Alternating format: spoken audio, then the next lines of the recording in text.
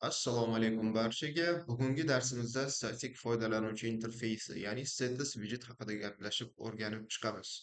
Stateless widget qanaqa ishlaydi? Build metodi qanaqa ravishda ishlaydi? Build context, container widgeti, unga decoration berish, center widgetlar haqida bugun o'rganib chiqamiz. Birinchi bo'lib project yaratib olishimiz kerak bo'ladi. Avvalgi darslarimizda o'rganganmiz. Ctrl Shift P ni bosadigan bo'lsak, bizda komanda chiqadi. Flutter New Project. O'sha komandani tanlaganimizdan keyin bu yerda bizga optionlar chiqadi. Application yoki empty application. Empty application'ni tanlaymiz va bizdan projektimizni qayerga yaratmoqchi ekanligimizni so'rab oladi. Bu yerda tanlab olamiz qayerda yaratish kerak ekanligini va projektimizga nom beramiz. Static user interface deb qo'yamiz. Va projektimiz bu yerda yaraladi. Ko'rishingiz mumkin bo'ladi. Hozir komanda ketgan. Mana bu yerda papkalarimiz birma-bir yaratilib chiqiladi. Xo'p, bizda main dotlar bor va projektimiz yaraldi. Xo'p, device ochib qo'yishimiz kerak bo'ladi, ya'ni qurilma tanlab qo'yishimiz kerak bo'ladi. Biz qurilmani ham tanlab ochib qo'yamiz va darsimizni davom etamiz. Xo'p, darsga qaytadigan bo'lsak, status widget o'zi nima degan savolga birinchi bo'lib javob berib olamiz. Status widget o'zgarmas holatdagi foydalanuvchi interfeysni yaratish uchun ishlatiladi. Ya'ni holat state o'zgarmas ekan. Qanaqa ravishda o'zgarmaydi? Hozir buni ham ko'rib chiqamiz. Build metodi ham bor bizda. Umumiy build metodi status widgetning asosiy qismi hisoblanadi. Ya'ni ushbu metod foydalanuvchiga interfeys yaratib, qurib beradi. Har safar biror o'zgarish yuz berganda, misol uchun build metodi chaqiriladi. Ya'ni build metodidan asosiy maqsad bizga ekranga nimadirni chizib berishlik ekan. Xo'p, bu yerga o'tamiz. E'tibor bersanglar, o'zi by default dasturimiz yaralgan vaqtida bizda main app bor, status widgetdan meros olgan. Va e'tibor bersak, build metodi ham bor bu yerda. Kelinglar birinchi bo'lib mana shu kodni o'chirib turamiz va main appni o'rniga bugun o'zimiz nomlaydigan dastur nomini qo'yamiz. Bu yerda aytishligimiz mumkin static user interface app deb nomlab qo'yamiz. Va endi meros olishligimiz kerak. Extends kalit so'zini qo'yamiz va stateless widgetdan meros olamiz.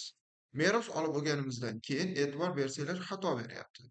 Xatoni e'tibor berib qarasak, build metodi hali implement qilinmagan degan xatoni bizga ko'rsatib beryapti. Status widgetida build metodini override qilib yozishligimiz shart, chunki bunda e'tibor bersak, abstract class ekan. Shuning uchun ham biz uni metodini override qilishligimiz kerak. Qachon metodlarimiz bu yerda abstract qilib yaratilgan bo'lsa. Shuning uchun bu yerda build metodini override qilishimiz kerak. Birinchi navbatda qiladigan ishimiz. Override komandasini beramiz. Bu yerda annotatsiya yozamiz. Xo'p, endi build metodimiz qanaqangidir widget qurib beradi UI ga. Shuni build deymiz va o'ziga build context olishligi kerak. Hozir bu haqida ham gaplashib chiqamiz. Ana endi nimadir qaytarishligimiz kerak. Kelinglar birinchi bo'lib o'rganib oldik. Material app boshida bo'lishligi kerak ekan. Mana shu holatida dasturimizni ishlatib ko'ramiz. Constant ishlata olmaymiz hozirchalik va bu yerda konstruktorni yozib qo'yamiz. Shu bilan hozirchalik dasturimiz ishlashi kerak. Emulatorimiz tayyor va kodimizni debugsiz run qilib yuborsak bo'ladi. Unchalik ahamiyati yo'q hozir qanaqa ravishda run qilishimiz. Xo'p, dasturimiz RAM bo'layapti va ungacha biz yana ko'rib chiqishligimiz kerak bo'ladi. Endi e'tibor bilan qaraymiz. O'zi mana shu kod, mana misol uchun berilgan kod material app home bu birinchi ko'rinadigan ekran deb gapirishdik foydalanuvchiga. Scaffold qaytarilgan, scaffold ichida app bar va status widget misoli degan yozuv bor ekan. Va body qismida salom Flutter degan yozuv chiqishligi kerak ekan. Hozir bizda shunchaki material appni o'zi bor, hech narsa yo'q xomada. Shuning uchun hozir ko'rishimiz mumkin bo'ladi. Bizda bunaqangi narsa chiqmaydi. Xo'p, my app statik foydalanuvchi interfeysini taqdim etadigan status widget ekan. Nimaga deganda, chunki bu status widgetdan meros olayapti. Build metodi umumiy olib qaraganda foydalanuvchiga interfeys qurib berishlik uchun kerak bo'ladi. Endi xususiyatlari haqida gaplashib chiqadigan bo'lsak, stateless widgetni o'zgarmas bo'ladi. Ya'ni widget yaratilgandan keyin uni state o'zgarmaydi. Yengil va tez, ya'ni stateful widgetga qaraganda nisbatan tezroq ishlaydi.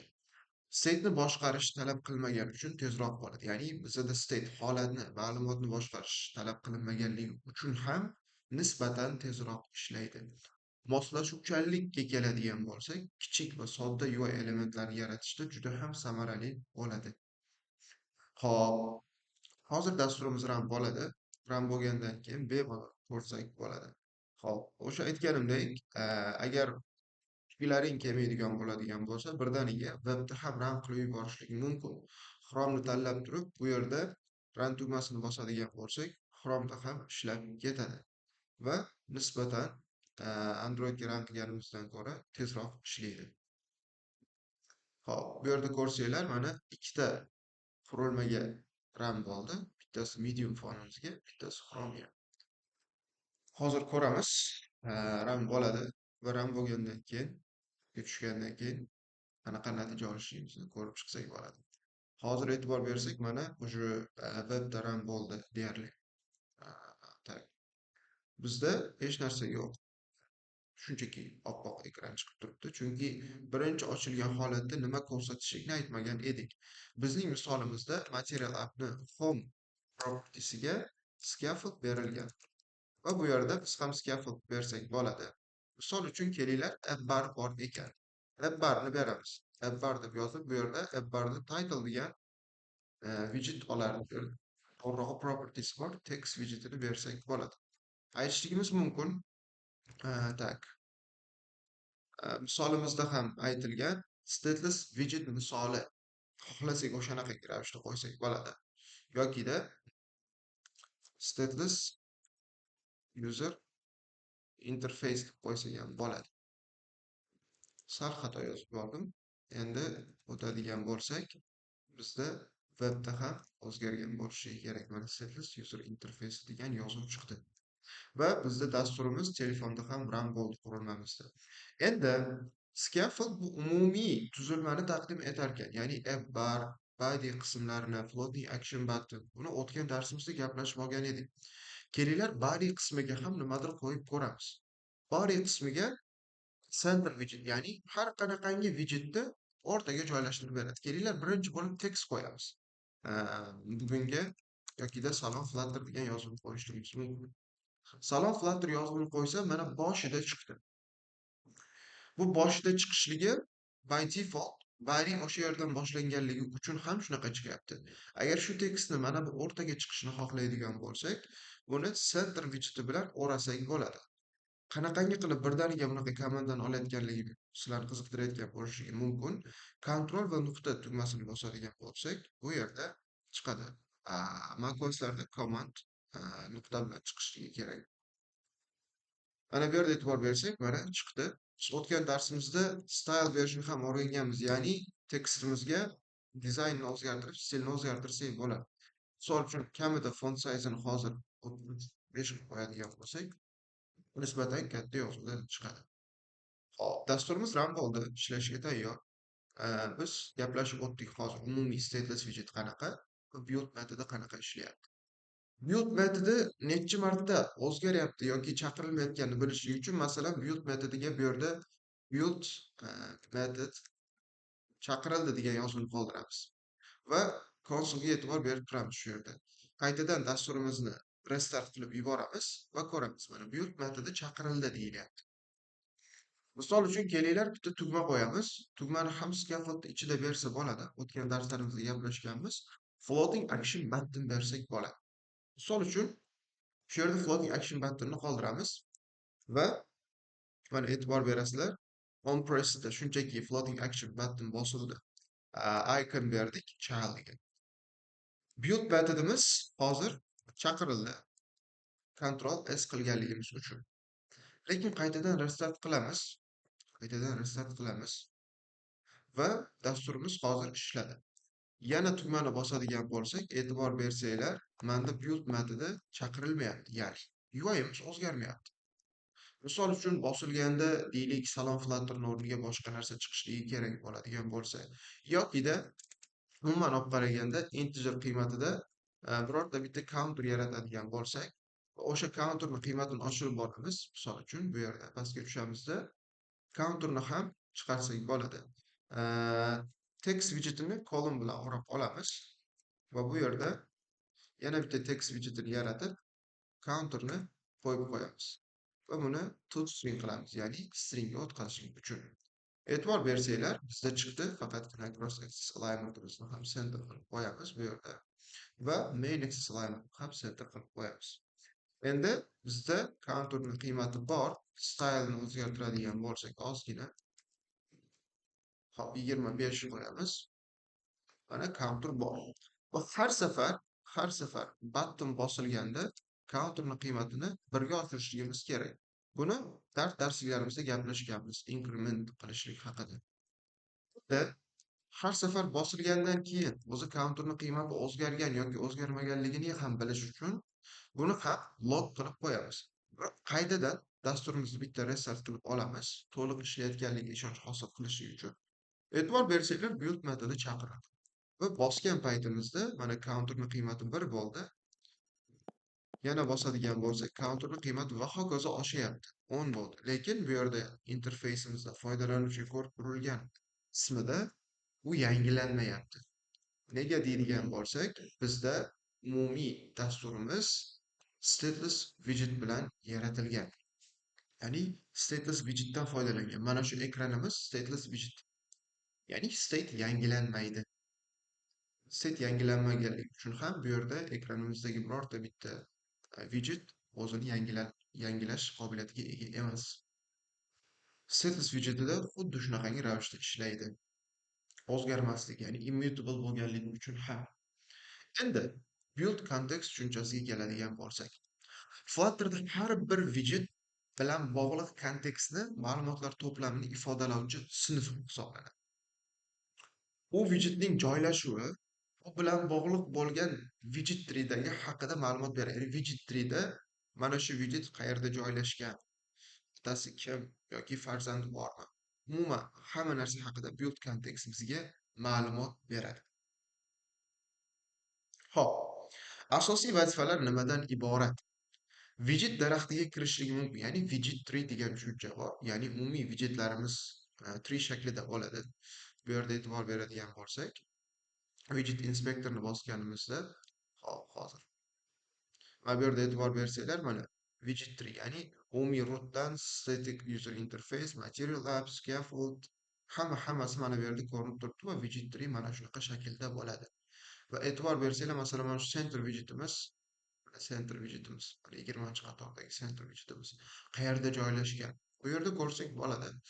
Kodda ham bu narsani bizga build context taqdim etadi. Endi qaraymiz.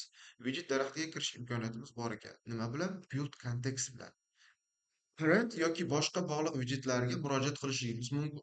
Metodlarni ham chaqirsak bo'lar ekan. Media query, sim, navigator obyektlarga kirishni bizga ta'minlab beradi. UIni qurishimizda ham build context kerak, chunki mana shu qurayotgan widgetimiz widget tree'da qaysi qismda joylashganligini aytib ketishimiz uchun ham kerak. Xo'p, endi asosiy metodlarga keladigan bo'lsak, find ancestor widget of exact type.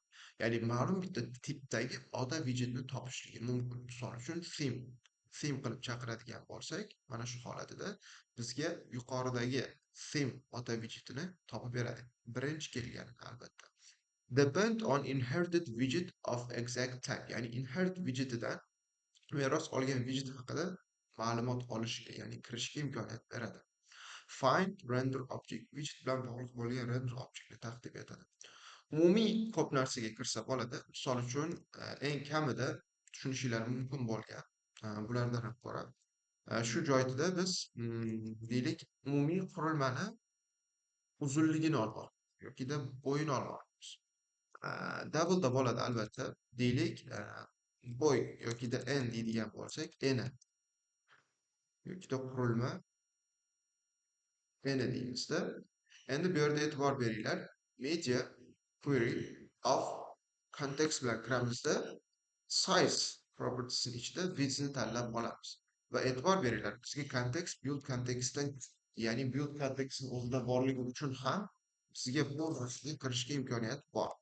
Context bilan kirdik, size widgetiga kirib olganimizdan keyin propertiesga widthni olish imkoniyatimiz bor.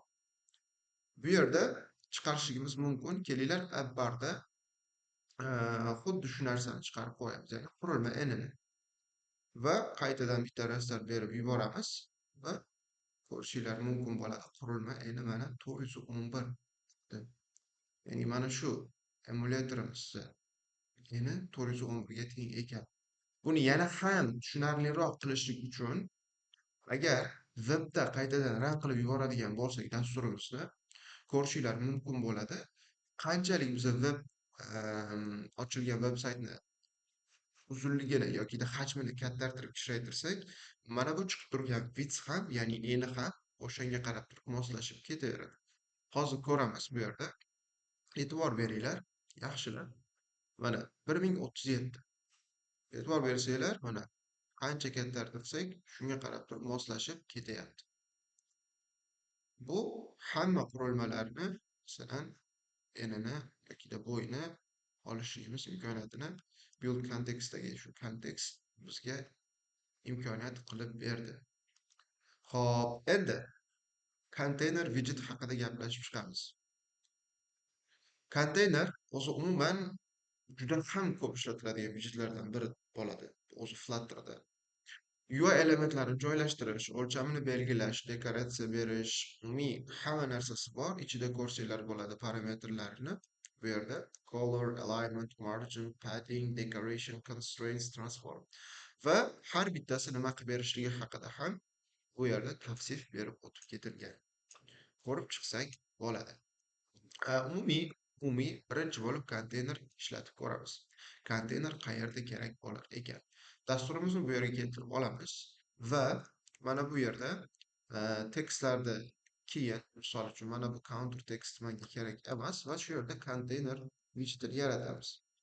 Hozir shunchaki konteyner deb qo'ysak, hech qanaqangi o'zgarish bo'lmadi. Kelinglar, rang beramiz. Color degan propertysi bor. Color o'ziga colors yoki color widgetidan olib ishlatadi. Bu yerda colors berishimiz mumkin. Misol uchun amber rangini beramiz. Hozir ham hech narsa chiqmadi, chunki konteynerda ma'lum uzunligi yo'q. Buning uchun misol uchun widthini deylik 50 beradigan bo'lsak, endi qarab turamiz. Hozir ham bizga hech narsa chiqmadi. Endi height ham berib ko'ramiz. 50 qilib berganimdan keyin mana konteyner paydo bo'ldi. 50. Sal kattalashtiramiz, 100 qilib qo'yamiz buni. Va mana konteyner bizda chiqdi. Va uni child properties ham bor. Child ham e'tibor bersanglar, xohlagan widgetni olib ketaveradi. Misol uchun berishimiz mumkin bu yerda text yoki icon widgetini bersak bo'ladi. O'zimiz o'rgangan widgetlardan alarm widgetini qo'yamiz, ya'ni budilnik rangini moslashtirib qo'ysak bo'ladi. Iconni ham white, ya'ni oq rangni beradigan bo'lsak, mana oq rangda chiqdi va deylik size'ini ham oshiramiz. Misol uchun 35 qo'yadigan bo'lsak, nisbatan katta holatda ko'rinishda chiqadi. Endi yana nima propertylari bor? Kelinglar ko'rib chiqamiz. Color bor, childni ko'rdik. Endi decoration degan widget ham, ya'ni parametr ham bor ekan. U box decoration degan widgetni qabul qilar ekan o'ziga. Endi decoration berib ko'ramiz bu yerda. Box decoration. Hali hech narsa kirgizganimiz yo'q. Save qilib ko'ramiz va bizda xato berdi. Buni debug console'da ham ko'rsanglar bo'ladi. Assertion error, ya'ni color teng null yoki decoration teng null. Bu bilan nima demoqchi? Yo decoration parametri null ga teng bo'lishi kerak, yo color null ga teng bo'lishi kerak. Ikkalasiga ham birdaniga qiymat berib bo'lmaydi degan xatoni chiqarib beryapti. Misol uchun colorni hozir kommentga olib qo'yadigan bo'lsak va save qilsak, ishlayapti. Muammo yo'q. Lekin rang yo'qolib qoldi. Endi rangni qayerda beramiz? Agar decoration beradigan bo'lsak, buni ichida berib ketishligimiz kerak bo'ladi. Mana avvalgi holatimizdek chiqyapti. Decoration widgetida, ya'ni box decorationning o'zida turli xil narsalar bor. Masalan, border. Borderga e'tibor beradigan bo'lsak, bu yerda border har tomondan bersak bo'ladi. Misol uchun, borderning ichida endi colon. Endi border ya'ni chegara bersak bo'ladi. Rangini misol uchun sariq rang bilan hop, tak green rangini beramiz. Ko'ramiz qanchalik mos kelar ekan. Save qilamiz va ko'rib turganinglardek mana yashil chiqdi, lekin nisbatan ko'rinmayapti. Ko'rinishligi uchun mana bunaqa qilamiz. Mana turganinglardek o'zgardi. Borderdan tashqari border radius bor, ya'ni umumiy radius ham bersak bo'ladi. Border radius o'ziga border radius geometry degan widgetni qabul qilar ekan, o'shanaqangi tipda. Bu yerda border radius bersak bo'ladi. Mana all yoki circle, ya'ni oval shaklda mana bu yerda qayrilgan shaklda bo'ladi. Circle beramiz va 30 beradigan bo'lsak, misol uchun mana border paydo bo'ldi. Hop, yana ishlatishimiz mumkin. Misol uchun shadow, ya'ni soya yokida shape. Shape parametri ham bor. Bu yerda e'tibor bersanglar, box shape enam, ya'ni konstanta qiymatlarni o'zida saqlar ekan. Circle beradigan bo'lsak, mana endi e'tibor beramiz. Bu yerda yana xato oldik. Shape ham va border radius ham birdaniga qo'yib bo'lmaydi degan xatoni beryapti. Chunki ikkalasidan bittasi null bo'lishi kerak ekan. Shuning uchun border radius misol uchun null turamiz, ya'ni yo'q deb turamiz va e'tibor bersanglar shape o'zgarib chiqdi. Hop, soya berib ko'ramiz. Box shadow nima olar ekan? List of box shadow, ya'ni list berishimiz kerak ekan birinchi navbatda. Va bu yerda box shadow deb yozamiz. Ichida endi misol uchun color bersak bo'ladi. Mana o'zi Copilot tayyor chiqarib turibdi, o'shani tanlasak ham bo'ladi. Va ana endi e'tibor bersak, soya bizga qo'yib berdi.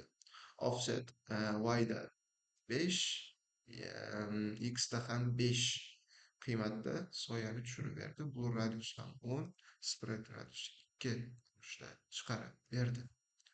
Xo'p, yana ishlatishimiz mumkin bo'lgan parametrlardan gradient bor, ya'ni gradient bersak bo'ladi. Gradient turli xil usulda sweep gradient, liner gradient misol uchun bersak bo'ladi.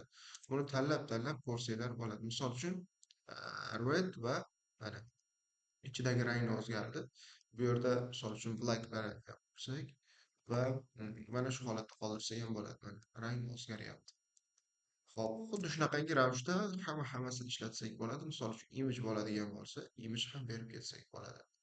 Bu yerda image tanlab bersak bo'ladi. Image'ni ham mana qarab tursanglar, decoration image olar ekan.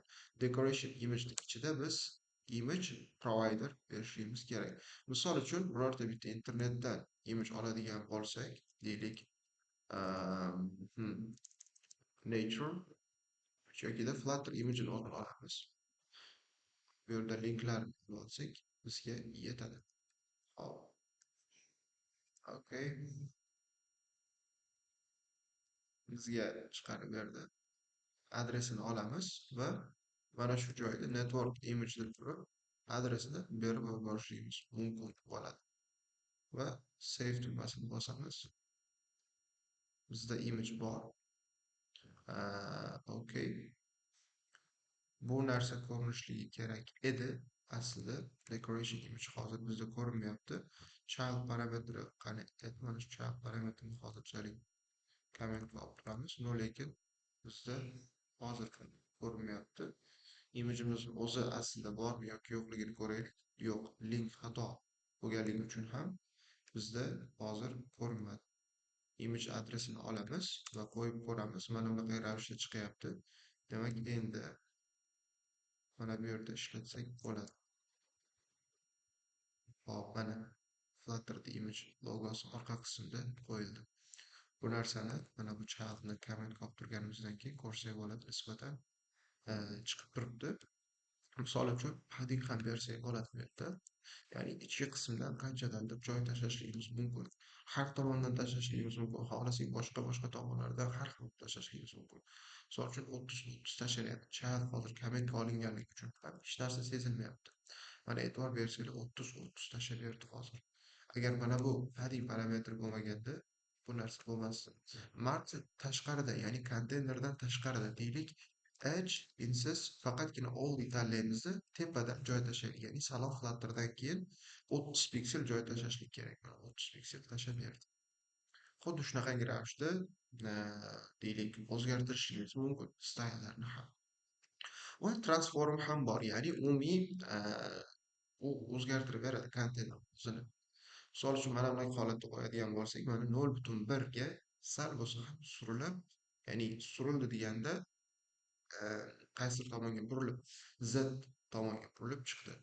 Misol uchun shuni 5 qiladigan bo'lsak, mana e'tibor bersanglar, mana soat shaklida bunday burilib chiqyapti. Misol uchun 8 qiladigan bo'lsak, yana ham buriladi. Bu yerda X ham bor. Agar X ko'rinishda buradigan bo'lsak, bunaqa. Y ko'rinishda buradigan bo'lsak, bunaqangi ravishda bo'ladi. Z ko'rinishi nisbatan yaxshiroq va misol uchun bir qo'yib qo'ysak ham bo'ladi.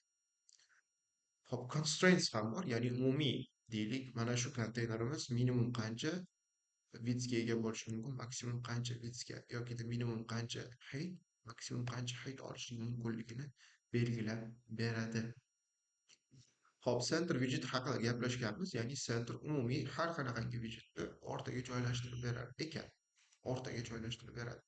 Misol uchun, mana bu yerda yana bitta widget yaratadigan bo'lsak, deylik, hozir mana bu yerda kolumni to'g'irlab qo'ygandik. Main axis alignment va cross axis alignmentlarni. Shu uchun ham bizada shunaqangi ravishda chiqayotgan edi. Kelinglar shu yerda cross axis alignmentni startga qo'yib qo'yamiz. Ya'ni boshidan boshlansin. Boshidan boshlab mana bu yerda joylashdi. Endi mana bu konteynerimiz o'rtada joylashmagan. Buni o'zida ham alignment bor. Lekin center widget bilan o'rab qo'yadigan bo'lsak, mana o'rtada chiqyapti. Centerda maqsad har qanaqangi widgetni centerga joylashtirib berish, lekin otasi qancha joy olgan, qancha joy unga tegishliligiga qarab turib joylashtirib beradi center widget. Bizda kolum to'laligicha joy olganligi uchun ekranni o'rtasiga qo'yib berdi.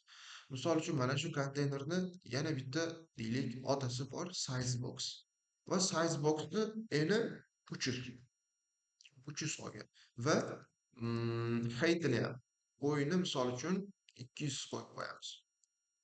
200 ol. Hozir ekran 300 bo'lgani bilan mana ekranni sal kichraytiradigan bo'lsak, 200 qilib qo'yadigan bo'lsak va centerda turibdi. Mana bu centerni endi bu yoqda emas. Centerni shu yerdan olamiz. Remove qilamiz bu yerda. Save qiladigan bo'lsak, mana hali o'rtada emas konteyner. Yana ham kichraytiradigan bo'lsak, yaqqol ko'rinadi bu narsa. Mana konteyner o'rtada emas. Endi kelib turib konteynerda o'rtada, ya'ni center widget bilan wrap qilganim bilan hech narsa o'zgarmadi. Kutganimizdek mana bu joyda joylashmadi. Chunki otasini o'zi 100 joyini olib qo'yganligi uchun ham shunaqangi bo'lib turibdi. Va shu sababli bizda har doim ham kutilgandek centerdan chiqmasligi mumkin. Ya'ni bu demoqchi bo'lgan narsani to'g'ri tushunishlik kerak. Centerga o'rab qo'yishlik doim mana shunaqangi centerda chiqadi emas. Otasi qanaqa joy olgan, qaysi widgetdan keyin widget 3 da qanaqa joylashganligiga qarab turib, ko'rib, uni amalda qo'llab ko'rishlik mumkin bo'ladi. Hop, bugungi darsimiz umumiy qisqacha stateless widget haqida bo'ldi. Savollar bo'ladigan bo'lsa, izohlar qismida yozib qoldiringlar. O'zinglarning savolinglarni, ya'ni gaplashib, savollarga javob berib o'tamiz, Xudo xohlasa. Hammaga rahmat, ajratgan vaqtinglarga rozi bo'linglar. Assalomu alaykum va rahmatullohi va barakatuh.